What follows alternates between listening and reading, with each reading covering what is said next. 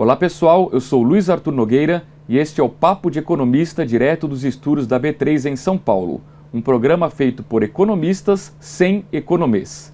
Nesta semana, estamos recebendo o economista Fábio Astrauskas, CEO da consultoria Zigen e professor do INSPER. Fábio, tudo bem? Seja bem-vindo. Obrigado, Luiz. Obrigado, ouvintes. Fábio, para quem não conhece a Zigen, qual é o foco de vocês na consultoria? A Zigen é uma consultoria já com 20 anos de existência, que trabalha a maior parte do tempo com reestruturação e recuperação de empresas, seja dentro ou fora do ambiente de recuperação judicial. Muito bem, o Fábio escolheu o tema de hoje, é o tema do convidado, produtividade. Aliás, um ótimo tema, Fábio.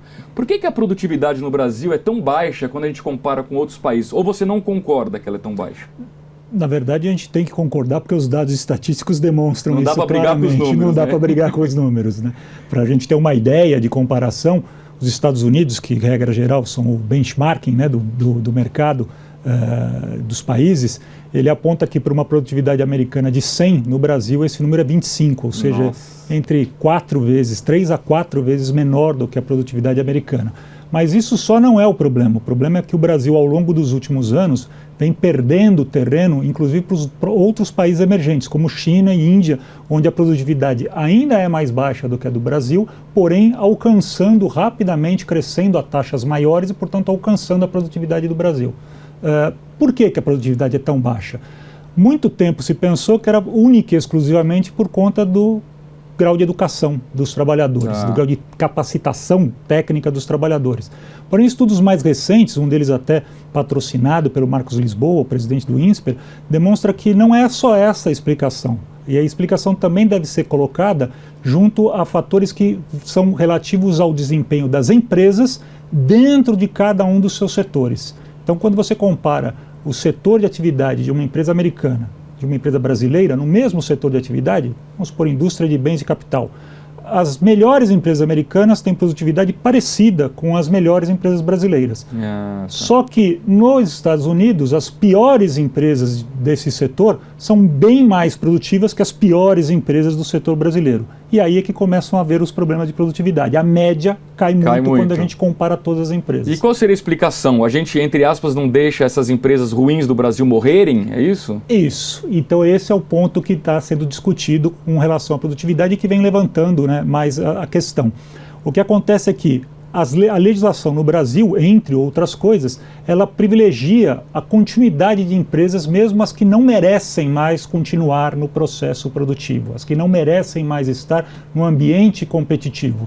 Então, a própria lei de recuperação judicial, por exemplo, é um fato, né, que faz com que a lei seja favorável à chance da empresa se recuperar, porém, ela não estimula expulsar as empresas ruins do mercado e, portanto, deixa essas empresas com baixa produtividade permanecerem dentro do cenário. Então, nessa pergunta aqui, você diria que o problema está nas empresas e nos trabalhadores, são as duas coisas, é isso? Exatamente. Então, embora haja um problema que já é mensurado e clássico da capacitação do trabalhador, do nível educacional, que é, por exemplo, o que levou os países dos tigres asiáticos a melhorar a sua produtividade no final dos anos do século XX, o que acontece hoje é que nós vemos que no Brasil essa produtividade, essa capacitação do trabalhador melhorou, porém a legislação, o ambiente econômico, o ambiente tributário não favorece essas empresas a serem produtivas porque elas continuam trabalhando ainda que num nível de produtividade